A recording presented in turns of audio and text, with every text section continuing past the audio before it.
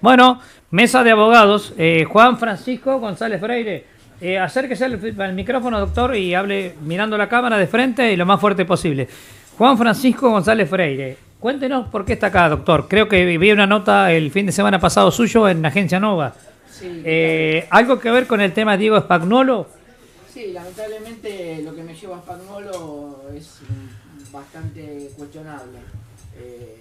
Yo soy una persona que me dedico a lo académico, docente, bueno, tengo mis libros, me dedico a todo lo que es responsabilidad civil, en donde incluye también lo que es la defensa al honor, ¿no? Cuestiones de... Usted es de acá de Capital, doctor. ¿Cómo? Usted es de acá de Capital. Sí, sí, soy de Capital. Y lo que me relaciona con Spagnuolo, bueno, fue los pedidos de Spagnuolo de lo que era relacionado con las demandas de Esper y que después él utilizó para el actual presidente. Sí, estamos hablando, perdón, hagamos un paréntesis, para la gente que nos mira del otro lado. Estamos hablando de Diego Spagnuolo, que está en este momento en boca de todo el mundo por el tema de los audios, los famosos audios, donde habla de que Karina Milei pedía el 3%, y de los laboratorios, por las cometas, las coimas, etcétera, etcétera. Para situarnos en el asunto, digamos, ¿sí? Sí, en realidad mi vínculo con él... ¿Usted tenía relación con Spagnuolo? Sí, yo tenía relación con Spagnuolo hace muchos años, en la cual, bueno, por el paso del tiempo de la vida uno se distancia por cosas. Con la aparición de Spert en su vida... Tenían una relación que, por lo que él me comentaba, compartían algún tipo de fiesta de fin de año y todo eso. Me pide en su momento que le dé una mano con una demanda contra Giacomini y Fernández, que creo que era en ese momento. En la cual, como yo lo aclaré de entrada porque... ¿Qué es Giacomini? ¿El economista o nada que ver? Sí, el economista. Diego Giacomini, que era el mejor amigo de Javier Milei. Exacto. Diego Giacomini, exacto. Que firmó creo que 5 o 6 libros con Milei. Exacto. Sí. Exacto. Bueno, Diego Giacomini. Bueno, como era una demanda que se relacionaba con la afectación al honor, por eso lo aclaré de entrada que yo era académico y todo eso, me pide que justamente le dé una mano con lo que era la injuria y la calumnia civil. ¿Por qué? Porque tenemos algún cuestionamiento en cuanto a que la injuria civil no fue legislada. Está legislada la calumnia civil, no la injuria. La calumnia está en el artículo 1771 del Código Civil y Comercial, pero bueno, Spagnuolo no se dedica a esos temas en particular. Razón por la cual, bueno, me pidió si le podía dar una mano. Sí, es muy común que entre abogados, acá está el doctor Velasteg, el doctor Sandonadi, que también es abogado, es muy común que entre abogados se consulten, che, mirá, vos que sabés más del civil, o de penal, o de sucesiones, o de jubilaciones, dame una manito con esto porque vos sabés más que yo de esto. Claro. Es como que yo soy periodista de política y él hace deporte, le digo, che, dame una mano con deporte que vos sabés más que yo. Claro. Hablando en lenguaje burdo, digamos. Bueno, dentro de lo que fue mi buena fe, y la verdad que son demandas de 30 páginas, de las cuales 20 son mías, le hice toda una construcción. ¿Por qué? Justamente porque si el juez no ve que es una calumnia, puede ver que sea una injuria. Ahora, como la injuria, la jurisprudencia la toma como una denuncia culposa, había que hacer todo un desarrollo y un análisis jurídico que, bueno, era muy minucioso y obviamente no estaba dentro del conocimiento de Spagnuolo, ¿no? No digo que sea en otros temas que no sepa, lo que digo es lo que me solicitó a mí. Precisamente en ese tema él desconocía, digamos. Exacto. Razón por la cual hice toda la demanda y se la paso. Él después, yo me desligué del tema político porque lo mío es jurídico, no es político. Razón por la cual, ¿qué pasa? Inicia la demanda, me desligo de lo que era la prosecución del proceso porque era algo que iba a llevar él. Él me dice de firmar en su momento, yo le dije que no, había algunas cuestiones ahí que no me gustaron en el medio. ¿Qué cuestiones, doctor, si se puede saber? No, cuestiones así, digamos, de presentaciones de pruebas que yo no estaba de acuerdo. Sí. Entonces digo, no me voy a meter poco éticas, digamos. Sí, la verdad, Sí, para mí, poco éticas. Para mí sí. Cuestiones profesionales que usted no comparte. Que yo no compartía porque digo, bueno, me parece que esta prueba que me está pidiendo es inoportuna, la verdad que no me voy a enganchar en cosas, y menos con cuestiones que rozaban lo que era a ver, una factura, por ejemplo, de honorarios. Si uno quiere cobrar honorarios, bueno, se dificulta a veces el hecho probatorio, cómo se paga, si son honorarios abultados, que sea a través de una transferencia. No me quise meter en temas que por ahí no me iban a ensuciar, en la cual yo no me dedico a eso. Entonces, ¿qué pasa? Yo después pierdo el vínculo, en realidad después se vuelca a Milei, tiene un problema con Spert, por lo visto se distancia de Spert. Y acá donde viene el problema, porque acá es donde después Milei es atacado con el tema del famoso, los famosos términos antisemitas, cuestiones de nazi, demanda a 5 periodistas, la última que fue demandada fue Elisa Carrió, y veo que son mis demandas. O sea, hubo un copia y pega de la demanda de que yo le hice de José Luis Espert para favorecer, en ese caso, a Milei. Cuestión lo que Milei se dice que hizo con los libros, Spagnuolo lo hizo con las demandas. Claro, además yo había sacado un libro en el año 2020 en la cual ese modelo de demanda ya figuraba en uno de mis libros, porque uno de mis libros es teórico-práctico, razón por la cual él nunca va a poder decir de que es una construcción jurídica de él. Ahora, ¿qué pasa con eso? Yo en realidad, en primer lugar, me bloquea Spagnuolo. Cuando Milei empieza a ascender en su carrera política, no tengo más relación con Spagnuolo. La verdad que me dolió porque era una persona que yo conocía hace muchos años. Ahora, el problema fue después cuando le mando un WhatsApp. ¿Por qué lo bloquea, doctor González Freire, Spagnuolo? Porque usted le hace un reclamo, con un planteo. Yo le empecé a escribir diciéndole, mirá, lo que estás haciendo, al menos pedime permiso, claro. Qué sé yo. O sea, me parece que, digo, no está bien. Está cortando solo y no da. Sí.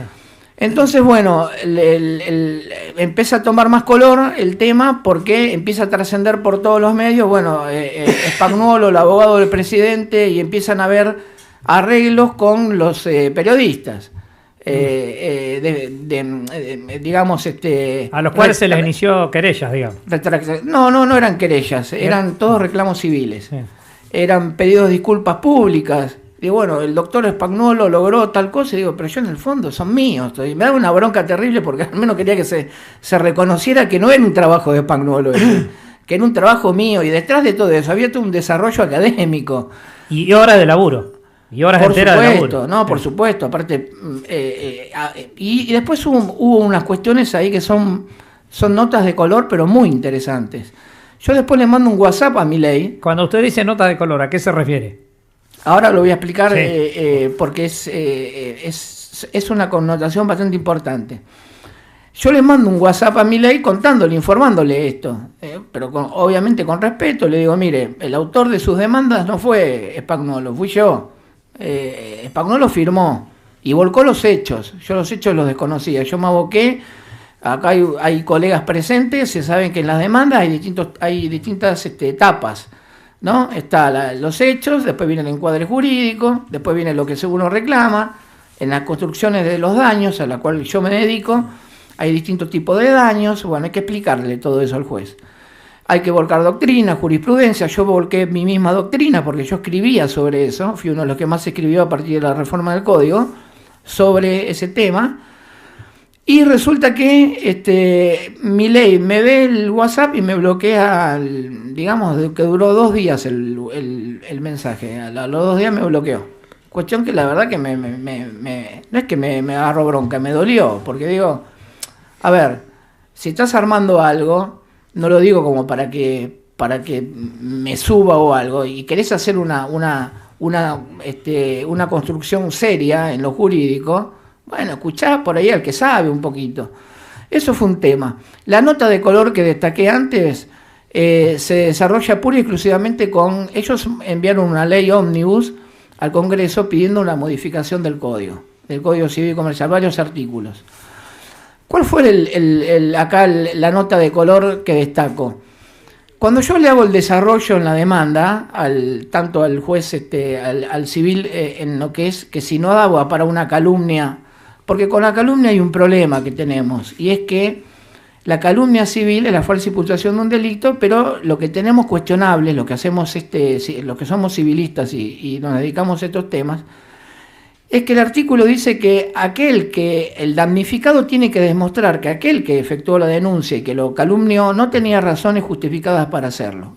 O sea, impone la carga de una prueba negativa, cuestión que es bastante cuestionable en derecho. O sea, yo damnificado tengo que demostrar que aquel que me calumnia no tenía razones para hacerlo. Eso es una de las cuestiones que por ahí explico en alguna conferencia y todo eso. Pero ¿qué pasa? La injuria civil no fue legislada. Entonces, yo lo que hago es presento ante el Ministerio de Justicia un pedido de reforma de ese código, de ese artículo, en la cual ponga como un segundo párrafo, quizás en una responsabilidad un poquito atenuada, a través del artículo 1740, que diga, bueno, no es calumnia, pero puede ser injuria. ¿Por qué? Porque la jurisprudencia toma a una injuria civil como aquella conducta precipitada, con ligereza, que no tomó el mínimo recaudo para hacer algún tipo de exposición y que afecte el honor de otra persona. Eso, en principio, se lo explico todo en el desarrollo de la demanda, que lo firma el propio Milei. Spagnolo no firmaba como apoderado. Spagnolo firmaba como patrocinante y abajo firmaba su cliente, que en ese momento era el presidente. Ahora bien, cuando envían al Congreso el pedido de reforma legislativa, no veo que se pongan énfasis en crear la figura de la injuria civil. Ahí es donde digo, pero ni siquiera que leyó la nota, porque como hay una falencia, está en deuda el legislador con eso, con legislar la injuria civil. Entonces digo, ¿cómo puede ser que se haya pedido la modificación de ciertos artículos en el Código Civil y no se haya pedido de lo que el propio presidente le está explicando al juez, que justamente había una falencia en la legislación de fondo, ¿no? Que es el Código? Eso es una de las cuestiones que me llamó mucho la atención, porque digo, es una cuestión importante. A todo esto yo no me relacioné más con Spagnolo. Spagnolo nunca... hubo una época que sí lo llamé por teléfono y me atendió él mismo diciendo que no era él. Él negaba ser él. O sea, yo a Spagnolo lo conozco... Dice el señor que no está. Yo lo conozco del año 99. Y lo que tiene Spagnolo es que tiene un tono de voz que es inconfundible. Aquel que lo escuchó se va a dar cuenta cómo habla y todo. O sea, el de los audios que grabaron, que alguien lo grabó, es él, digamos. Es él, sí, yo lo conozco, es él. O sea, no sé... Él no puede decir, no soy yo. No, yo desconozco de por sí todo lo que está relacionado con esos audios. Pero digo, si escucho Karina Alta Coimera. No, si escucho la voz... Y digo, y si tengo que decir si es Spagnolo o no, yo que lo escucho y lo conozco, es la voz de él. Ahora, con esa misma voz me negaba que era él. Y yo le decía, pero Diego, escuchame, ¿cómo no me vas a atender? Y me decía, no, te he equivocado. Lo vuelvo a llamar, cosa que lo hizo mi esposa también y yo. A ella la bloqueé, a mí no. Al día de hoy no me tiene bloqueado, pero tampoco me contesta. Lo que sí digo es que me bloqueó en el resto de las cosas.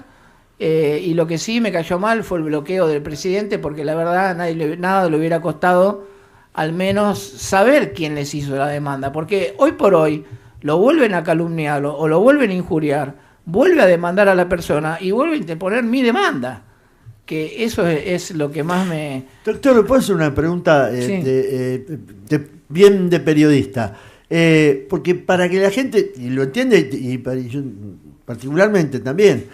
¿podría dar 2 ejemplos bien concretos para que podamos conocer la diferencia entre calumnia e injuria? Bueno, desde lo civil, ¿no?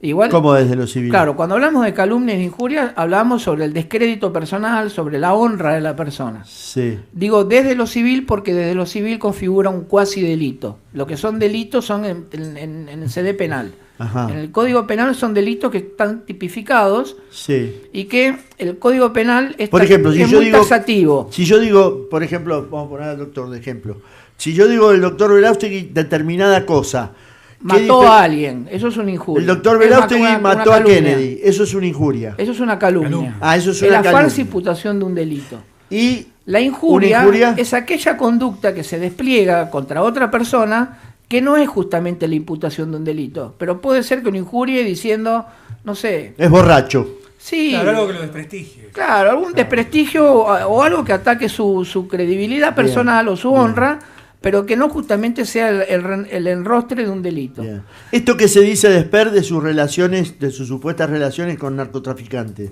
eso entonces estamos hablando de una calumnia. Claro, en ese caso era una calumnia, ¿por qué? Porque decía que los fondos eran espurios, productos del narcotráfico y todas esas cosas. Y las versiones sobre su supuesta conducta sexual son injurias. Bueno, ahora bien, eso no estaba dentro de los hechos de la demanda. Lo único que se demandó, están en los medios. Sí, está en los medios. Lo que se demandó en los medios. Perdón, recordémosle a la gente que a Spert se lo relaciona con un tipo que se llama Fred Machado, que dicen que tiene que ver con el cártel de Sinaloa en México, que financiaría, estamos hablando de potencial, nosotros somos periodistas, habría financiado la campaña de Spert, diferentes campañas. Hay una foto de ambos al pie de un avión. ¿Cómo doctor? Hay una foto de Machado con Spert al pie de un avión. Al pie de un avión. Claro. Bueno, ¿quién no se sacó una foto con un narco? Déjense en broma. Perfecto. Siga, doctor, siga. No, la cuestión cuál era en todo esto, que representaba una calumnia, y yo lo que hago es explicarle al juez, que decirle, como era medio confuso el tema, el abordaje o los hechos que se habían volcado, yo le hago una explicación al juez diciéndole, mire señor juez, si usted no ve una calumnia en todo esto, al menos hay una injuria. Entonces le hago todo un desarrollo, porque el Código Civil y Comercial recepta, y la jurisprudencia también, la denuncia, acusación calumniosa. De hecho, que el artículo es acusación calumniosa. Pero el código nada habla de lo que es la denuncia culposa. Hay una gran diferencia entre una calumnia y lo que es una injuria. Entonces yo le hago todo un desarrollo al juez diciéndole, mire, si no es una calumnia, es una injuria. ¿Por qué? Porque la jurisprudencia viene diciendo esto. ¿Por qué? Porque el Código Civil no fue legislado, no se tipificó, pero sí la jurisprudencia está viva, porque de hecho que cuando se sanciona el Código en el año 2015, la jurisprudencia sigue fallando bajo la denominación de la denuncia culposa. Entonces, todo ese desarrollo que hice, y que fue bastante extenso, fue aprovechado después para la demanda de Milei. Obviamente yo no estaba enterado de determinadas demandas, porque como no tenía más vínculo con Spagnuolo, entonces no estaba al tanto de esa situación. Menos estaba al tanto con la última, que fue contra Elisa Carrió. Los periodistas, le plagiaron la demanda. Digamos que hubo tres periodistas que frenaron las demandas, que creo que fue Vilouta, Doman y Dugan. Ahora está Débora Plager y Carrió, que hasta el día de hoy sigue dando batallas, pero cuando yo voy, acá hay colegas que lo saben, uno va a la grilla del Poder Judicial y se fija en la primer presentación del abogado, que es la demanda, abro la demanda y veo mi demanda. O sea que... Claro. Ni siquiera la viveza de chorear con inteligencia artificial. No, bueno. Hubieran choreado con inteligencia artificial, que por lo menos no dejan huellas, ¿no? Mirá, no te confíes de la inteligencia artificial, porque te puede traer jurisprudencia de otro país y que pase. Sí, no, mirá. De hecho que hubo colegas sancionados con eso. Pero ojalá vayan. No, yo lo que voy es que digo, más allá de eso, al menos que se reconozca la verdad, y que, digo, como detrás de todo eso hay horas de análisis, de estudio. Bueno, los colegas lo saben, cuando uno se adentra en un tema, hay que ponerse, y más en el tema mío, que no solamente que enseño en la universidad, en colegios de abogados, en lo que sea, universitaria, y uno escribe libros y eso, y digo, pero tanto esfuerzo, al menos un reconocimiento.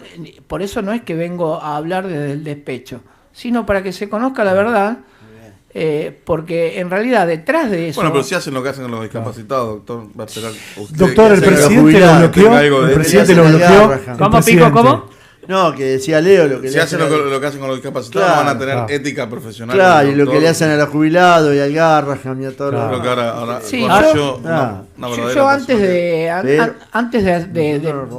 de abocarme y todo esto a este tema de Spagnuolo, yo estuve más de 10 años siendo curador, acá los colegas deben saber, de lo que es de personas vulnerables, ¿no es cierto? O sea, es trabajar en el fuero civil, y interactuar con los ministerios de menores incapaces, representar. Me ha tocado caso de representar en una incapacidad absoluta de la persona no tenía ni poder ni para decidir en lo más mínimo, pero estuve más de 10 años desarrollándome bajo ese cargo. ¿Y qué significa curador de personas incapaces? Bueno, para la persona que está del otro lado. La incapacidad se divide en... ¿Qué sería un defensor de pobres y ausentes o algo No, por el estilo? no, es representar a la persona en dos formas. Sí. Hoy hay medidas de apoyo, porque son para personas que tienen una capacidad restringida, ¿no es cierto? Claro, que no están en las mismas condiciones que uno para tomar decisiones. Claro, Doctor, exacto. Y hay otros que tienen una incapacidad absoluta, que directamente no pueden decidir en lo más mínimo, y eso, ahí figura el representante o el profesional como curador. Claro. Ahí tiene la denominación de curador, lo otro es persona de apoyo. Doctor, que ¿conoce pueda usted administrar como... sus bienes, pueda administrar los bienes, claro, los ingresos, bancos? ¿Usted conoce como curador? Le pregunto por el tema del ambiente en el que se mueve. ¿Conoce usted el caso del estudiante de periodismo Miguel Bru de La Plata? Cuya la principal hipótesis de esa desaparición, que por ahora es una desaparición, aunque los autores de la desaparición fueron condenados, siempre fue que lo hicieron desaparecer porque Bru ocupaba una casa que la querían desalojar. Y el curador era el hermano del comisario Ojeda, que era el comisario de la comisaría donde lo llevaron y lo torturaron y se supone que lo mataron. Comisaría Cuarta de La Plata, me parece. Comisaría Novena. Novena de La Plata. El hermano del comisario era el curador. ¿Conoce usted ese caso? No lo conozco personalmente, pero sí con la reforma del Código del 2015 se tomaron algunas medidas como para que justamente no se inventen ese tipo de cosas. Ajá. Entonces, bueno, hoy hay revisiones de sentencia cada 3 años. Claro. Cada 3 años. Pero esto fue más brutal. Esto fue directamente que la policía fue, lo sacó de prepo, lo llevó preso. Y en la comisaría lo torturaron. Y ahora hay otras cosas, otra cosa también, que aquel que hace la denuncia no puede ser antes uno hacía la denuncia y se establecía como propio curador. Claro. Entonces, bueno, ahí mismo la persona que era llevada a tribunales no tenía defensa. Hoy cuando uno hace una denuncia, se sortea un curador en la cual puede tocar cualquier curador de la matrícula. Si tiene bienes, el incapaz, y si no tiene bienes, se sortea un curador de oficio. Claro. Pero ese curador no tiene nada que ver con la persona que se está denunciando, que necesita la tutela, ¿no es cierto? Porque en realidad el juicio es a favor de la persona, uno lo ve en contra. Generalmente aquella persona que ve restringida su capacidad lo toma como me están haciendo un juicio en contra, y en realidad es un juicio para tutelarlo, ¿no es cierto? Volviendo a Españolo, usted que lo ha tratado, ¿cómo es en lo personal? Más allá de que en lo profesional ya lo dijo, ¿cómo es en lo personal? Pues muy importante para entender un poquito todo lo que está pasando con él. A mí me relacionó, yo desde lo conozco a Spagnolo hace muchos años, era una relación, digamos, de normal, de una persona que se había recibido de abogado, se recibió creo que a una temprana edad, 20 y pico de años, 23 años creo. De ahí hicimos una amistad. Yo soy también profesor de educación física, me dedicaba a otra cosa. Teníamos un lugar donde él venía a entrenar. Era otro tipo de relación. ¿Pero no había nada que le hiciera pensar que él podría llegar a implicarse en un tema como el que está ahora? No, yo la verdad que con el paso del tiempo lo dejo de ver, después me lo encuentro en tribunales. Él todavía no estaba asociado con ningún tema político. Se asombró, sí, de los libros que yo había sacado. Me había dicho, mira, no puedo creer que ¿Cuántos libros has sacado, doctor? Y en realidad, no sé, saqué como 10 libros en autoría y en coautoría, pero bueno, el último... ¿La gran mayoría sobre calumnias e injurias? No, todo relacionado con responsabilidad civil, derecho de daños, y el último con inteligencia artificial, que fue editado por una editorial de España. Pero, claro, al no verme por un tiempo y al perder un poco el vínculo, cuando me ve con tanto material y todo, y uno googlea y ve a la persona, me dice, pero mira, realmente no lo puedo creer hasta dónde llegaste, y empezó todo, otra vez el vínculo con él. Me empezó a pasar causas personales de él, que la verdad que en más de una oportunidad le di una mano, que le ha ido bien en sentencias. Y la última causa, que él representaba a una persona que había tenido un accidente de tránsito. obviamente que ahí es donde corta el vínculo conmigo. Yo le venía dando una mano con esa causa, corta el vínculo conmigo, la sentencia de primera instancia le había salido favorable, al cortar el vínculo conmigo, Cámara le rechaza la demanda, o sea, le da vuelta el tema, y se va en queja a la Corte, y por lo que vi, el que firmaba en queja en la Corte es Oneto. O sea que la verdad... Oneto, Francisco Oneto, otro de los abogados. Otro de los abogado del presidente. Cuestión que me llamó la atención porque digo, la verdad que cuando yo escucho hablar a mucha gente en todo esto y digo, Spagnolo está con sus amigos, yo la verdad yo no le conozco. Yo cuando él necesitó un tema jurídico, y esto también yo tengo que ser muy honesto, cuando tanto Esper como Milei necesitaron temas jurídicos, no tenían a nadie. Esto yo tengo que ser muy honesto. El único que estaba era Spagnolo. Y Spagnolo me venía a pedir cosas a mí. Pero yo no vi a ningún otro abogado que lo secunde o que diga, bueno, vamos a trabajar en conjunto. Yo no vi Oneto no estaba en ese momento. No, en ese momento no. O sea que indirectamente está usted casi, digamos, como en una situación de padrinazgo con el presidente. Con Spagnolo. Yo la verdad que Spagnolo no lo va a poner nunca porque utilizó mis demandas. Y lo que le quise informar al presidente es que, así como le sirvió para ese tipo de demanda, qué mejor que contar con un cuerpo jurídico, claro, pero no porque ser mi ley, cualquiera, con un cuerpo que realmente esté en el tema. Yo no lo vi a Cunio, ni al estudio, ni a su estudio. Cunio Libarona, decía usted. Sí. Ni a su estudio. Yo lo que sí vi es que se empezó, que en su momento se rodeó con determinadas personas que después cambiaron esas personas. O sea, conocía a Gastón Alberdi, bueno, estaba Giacomini, estaba Cunio, pero más Latón, pero después dejaron de estar con él. Y se rodeó con un montón de personas que para mí son nuevas, porque en ese momento, incluso los abogados que ahora firman, o que la otra vez estaba viendo un artículo en televisión que era que cuando lo sacan a Spagnolo designan a otra persona de sexo femenino en su lugar, que después le sacaron, vieron en la agencia de discapacidad. Sí, que después la encontraron veraneando no sé en dónde, en Cancún, no sé en qué parte. Digo, pero yo a esa persona tampoco la conocí nunca, y estaba debajo de Spagnolo. O sea que Spagnolo también terminó designando un montón de personas que yo la verdad ni las conozco. Yo lo único que sé es que cuando Spagnolo necesitó algo, el único que estuvo haciéndole las demandas y que las necesitaba porque se las estaba encargando alguien que él quería cumplir porque en realidad quería progresar políticamente, cuestión que no era mi caso, era Spagnolo. Doctor, una pregunta. ¿Cabe la posibilidad de una denuncia por violación de ética profesional ante el Colegio de Abogados? Sí, muchos me lo dijeron eso. Lo que pasa es que en realidad lo mío, en realidad yo tranquilamente podría haber hecho ese tipo de denuncia por plagio y todo, y una denuncia ética. El tema es que lo mío pasa por otro lado. La cuestión mía... Podría perder la matrícula en el Colegio de Abogados tranquilamente, de Capital Federal. Sí. No sé dónde está matriculado Spagnolo. En Capital, y creo que sigue activo, no creo que no dejó de ser. Una denuncia ética, digamos, de falta de ética, podría perder la matrícula. Claro.